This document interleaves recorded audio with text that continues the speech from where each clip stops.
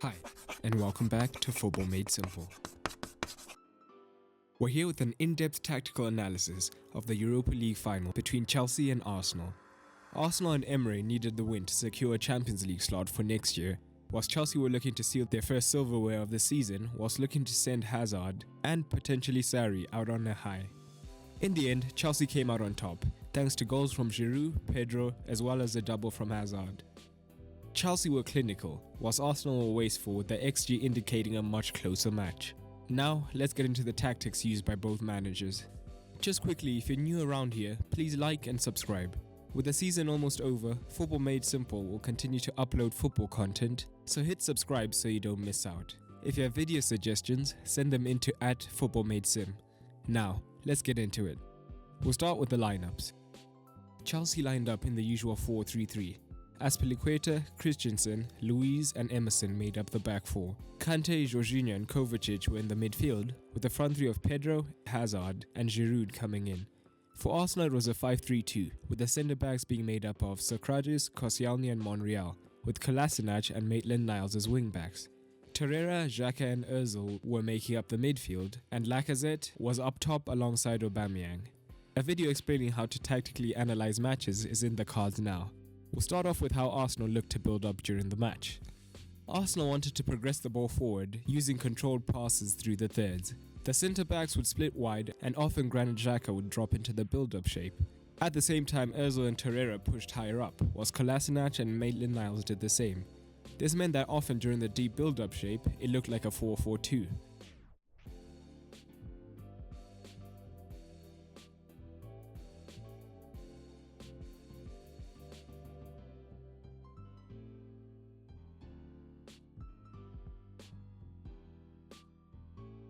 The aim was to use their deep numbers to either keep control of the ball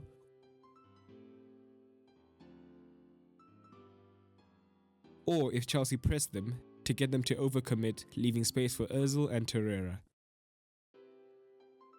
During this period, Chelsea defended in a 4-1-4-1, but they pressed high.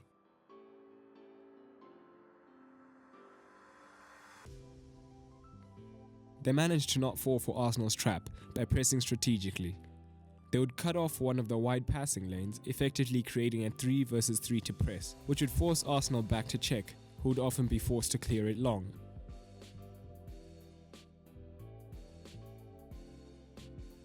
At the same time, Chelsea kept at least 3 of their defenders back to deal with the flick-ons, which allowed them to avoid 1 versus 1 in aerial battles.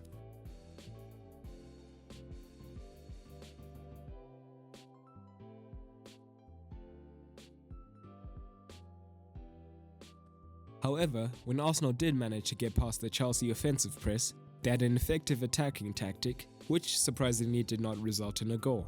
Xhaka would move into midfield, and the fullbacks would be pushed higher up as well. Ozil would move into the 10 position, and Lacazette would often drop deeper to create numbers in midfield. They would then overload one side of the pitch, and the Chelsea defence overcompensated for the danger of Aubameyang and Lacazette. This would shift most of Chelsea's team across, and at the same time, Kolasinac, or Maitland-Niles if the situation was reversed, would push high up the pitch. This can be seen in how high their heat maps are.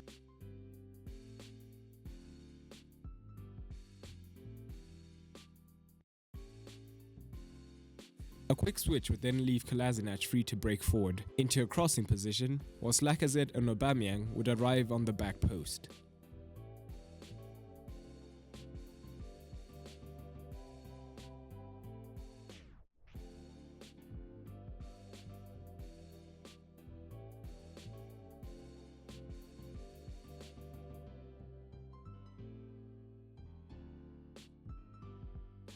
However, crosses were blocked, meaning no goals resulted from this.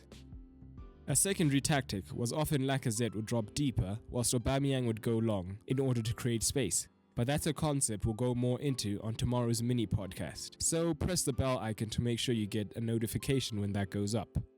Now let's look at how Chelsea managed to break Arsenal down, starting with their build-up shape. When Chelsea were building up, they aimed to use their usual tactic of dropping Jorginho deep to get the ball off the centre-backs. Arsenal were prepared for this, however, and for the most part, Ozil or Torreira was prepared to stay on him.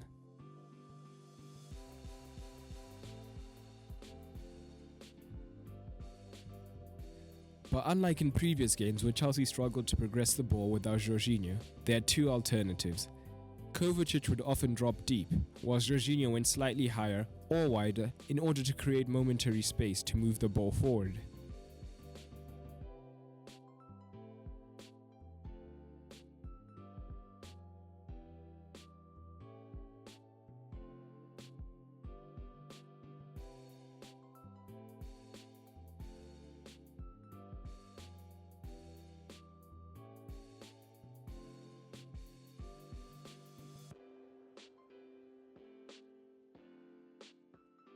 The other method used is that their formation naturally meant they had 2 versus 1s in wide areas, as Arsenal defended in a 5-3-2. So Hazard and Pedro always stayed high and very wide across the pitch, whilst Jorginho and Kovacic stayed close centrally, meaning that Emerson would be free to be their outball to progress the ball forward.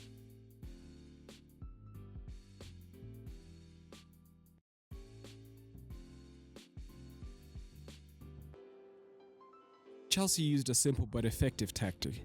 Giroud was often the reference point for the wide players, especially Hazard, who'd often come central into the inside left channel, which would allow Emerson to go higher to be 1 versus 1 against Maitland-Niles.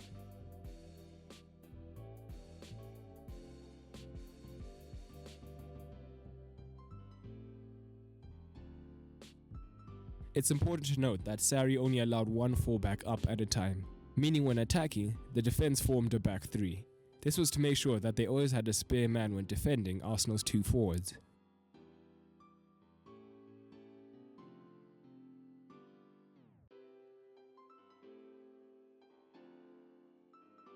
By Hazard being on the inside left channel, Maitland-Niles wouldn't be able to fully commit to close down the cross, as Hazard could potentially make a run down the channel, and this hesitation often provided Emerson the chance to cross. Now let's analyze some of the goals. For Giroud's goal, we can see Chelsea overload one side and have a quick switch to Emerson out wide. It's Pedro this time in the inside left channel. This position meant that Maitland-Niles can't commit to closing down the cross, giving Emerson time and space, and Giroud produces an outstanding goal.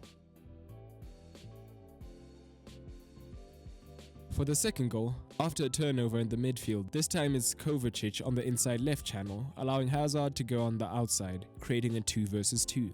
When defending, you never want to be 1 versus 1, as it gives the attacker the option of crossing or beating the man. In this 1 versus 1 situation, the cross came in and Pedro was able to enter the box on the blind side of the defender and score.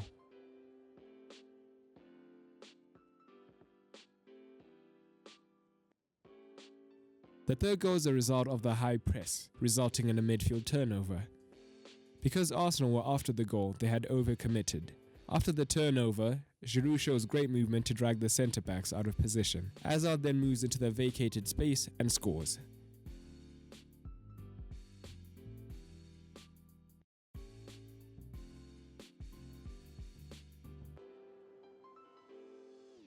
There were many more tactics used in this match, which I'd love to dig into, but in order not to make this video too long, they'll be uploaded into the podcast episode tomorrow instead.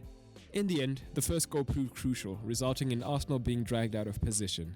Chelsea were clinical, with Giroud scoring from a 4% chance and Pedro from an 8% chance to put Chelsea in a good position. Arsenal was wasteful, especially with their flurry of missed chances towards the end of the game, which could have changed the outcome, with Lacazette missing a 41% chance and Willock a 37% chance, meaning that Arsenal will spend another season in the Europa League. If this does prove to be Sarri's last match, he has left silencing a few of his critics. That's our analysis for today, but just before you go, as the season draws to a close, this channel will continue to upload football content, even during the season break, so hit that subscribe button to make sure you keep up to date.